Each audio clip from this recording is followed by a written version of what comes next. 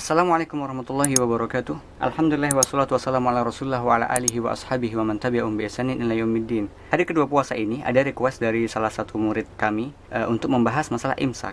Dan alhamdulillah ada juga pembahasan di dalam buku Bidayatul Mujtahid wa Nihayatul Muqtasid. Ada di halaman 241. Ana buatkan video ini sesimpel mungkin, sepoin mungkin, mudah-mudahan mudah untuk difahami untuk semuanya.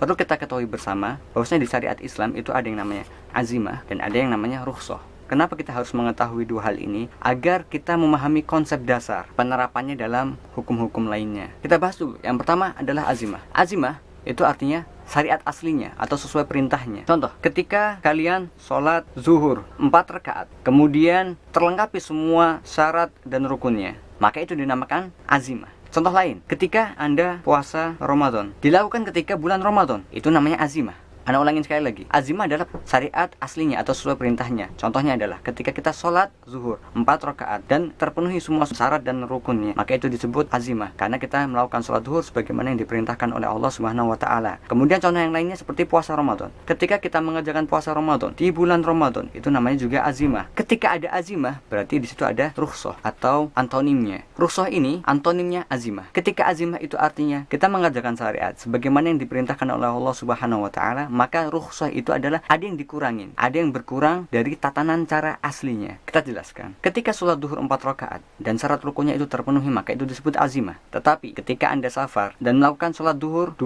rakaat, maka itu disebutnya rukhsah. Bisa dipahami ya. Kemudian ketika Anda sholat duhur dengan cara berdiri, itu namanya azimah. Ketika Anda melakukan sholat zuhur dengan cara duduk karena kaki Anda sakit, itu namanya rukhsah. Contoh yang lainnya, ketika Anda sholat zuhur di waktu zuhur, itu namanya azimah. Ketika Anda melakukan sholat zuhur di waktu asar atau yang disebut dengan jamak takhir, itu namanya rukhsah. Begitu pula dengan puasa Ramadan. Puasa Ramadan dilakukan di bulan Ramadan, maka disebutnya azimah. Puasa Ramadan Anda safar kemudian Anda tidak berpuasa, melakukannya di luar bulan Ramadan, maka itu namanya rukhsah. Sekarang kita bahas masalah imsak menurut azimah, menurut aslinya. Sekarang kita masuk ke dalam pembahasan imsak. Imsak artinya berasal dari kata bahasa Arab al-imsak, yang artinya adalah menahan. Imsak ini atau yang artinya menahan ini, kita menahan apapun itu yang membatalkan puasa, itu mempunyai waktu, mempunyai tempo. Temponya kapan? Dari terbitnya fajar sampai tenggelamnya matahari. Ini adalah tempo kapan kita harus menahan. Yang jadi pertanyaan adalah sekarang, imsak di Indonesia itu diartikan dengan batas terakhir kita boleh sahur, kan begitu. Yang jadi pertanyaan, kapan batas akhir seorang yang mau puasa boleh makan dan minum? Ini yang jadi inti permasalahan dari imsak atau waktu menahan tadi. Sebagaimana firman Allah Subhanahu wa Ta'ala yang ada di surat Al-Baqarah ayat 187 yang berbunyi, "Kulu washrabu hatta yatabayyana lakumul khaytul abyad minal khaytil aswadi minal fajr, tsumma atimmus siyama ilal lail." Yang artinya apa? Yang artinya adalah makan dan minumlah kalian sampai muncul fajar. Tsumma atimmus siyama ilal lail, dan lanjutkanlah puasamu sampai malam, sampai terbenam matahari. Yang artinya adalah kita itu boleh makan, boleh minum ketika sahur sampai kapan? Sampai terbitnya fajar.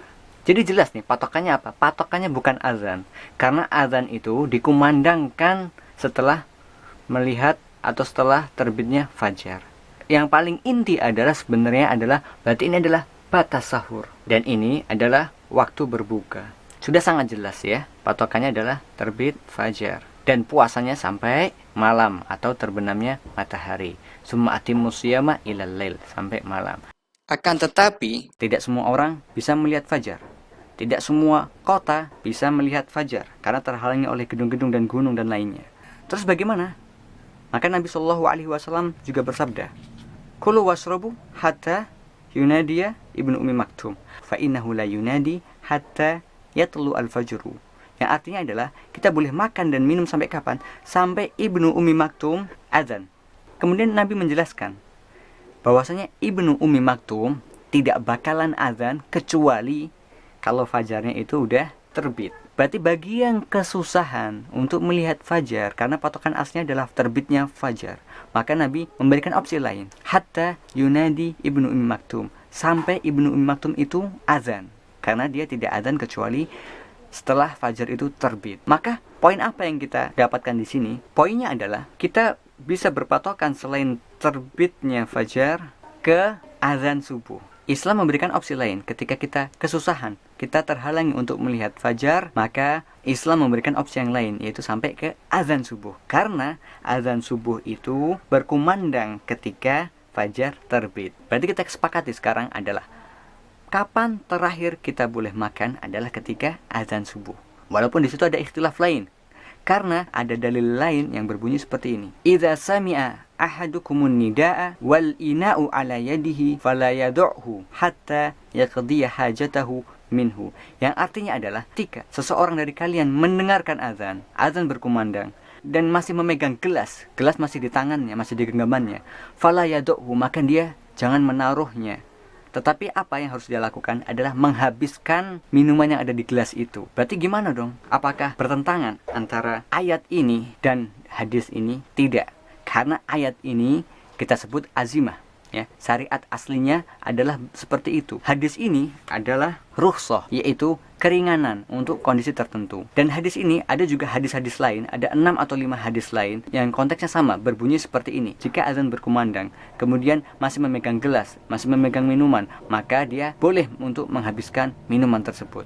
Tapi ini konteksnya adalah bukan azimah. Ini konteksnya adalah apa? Rukhsah, keringanan, di luar konteks tadi azimah. Yang perlu kita tegaskan di sini adalah lafaz ini. Dan gelas berada di genggamannya. Alias apa? Alias gelas itu sebenarnya sudah diminum, sudah disiapkan, tapi belum habis, kan begitu. Ini konteks yang harus kita pahami. Jadi bukan berarti ketika azan kita mengambil minum yang baru kemudian kita minum, atau ketika azan kita menambah, karena sudah jelas batas akhir kita makan adalah kita boleh makan sepuasnya sampai fajar itu terbit. Inti dari poin ini adalah yang paling aman bagi kita adalah jangan makan setelah azan dikumandangkan. Ketika azan dikumandangkan, maka taruhlah makanan itu. Terus yang kedua, juga jangan minum setelah azan dikumandangkan, kecuali jika sudah ada di genggaman tangan. Itu adalah rukhsah, karena dalilnya berbunyi seperti itu. Idza sami'a ahadukum an-nida' wal ina'u ala yadihi fala yad'u hatta yaqdiya hajatahu minhu. Ingat, karena konteks hadisnya adalah gelas yang sudah di tangan. Kita sepakati adalah sekarang tidak boleh makan dan minum setelah mendengar azan, karena azan itu jadi patokan kita sebagai pengganti terbitnya fajar. Perlu kita sepakati sekarang sesuai dalil pertama, kemudian dalil kedua, kemudian dalil ketiga. Maka kita sepakati bahwasanya yang paling aman adalah jangan makan dan minum setelah azan dikumandangkan, karena azan dikumandangkan setelah fajar terbit. Ada pengecualian di hadis yang ketiga adalah ketika gelas itu masih di genggaman dan airnya belum habis, maka kita boleh meminumnya. Bukan berarti kita menambah, ya. Ingat, gelas yang ada di tangan kita habiskan. Itu pengecualian yang khusus. Tapi lebih aman, paling aman adalah bangun lebih awal, sahur lebih awal, kemudian sibukkan dengan amal ibadah yang lainnya, membaca Quran dan sholat sunnah lainnya, maka itu lebih baik. Itu lebih baik daripada Anda harus bangun mepet, bahkan telat, yang efeknya akan kehilangan keberkahan puasa. Padahal Nabi SAW telah bersabda, tasaharu fa inna fi sahuri barokah. Bersahurlah kalian, maka sesungguhnya di dalam sahur itu ada keberkahan. Jika dirasa video ini bermanfaat, jangan lupa like dan subscribe. Kita tutup, ketemu lagi di video selanjutnya. Assalamualaikum warahmatullahi wabarakatuh.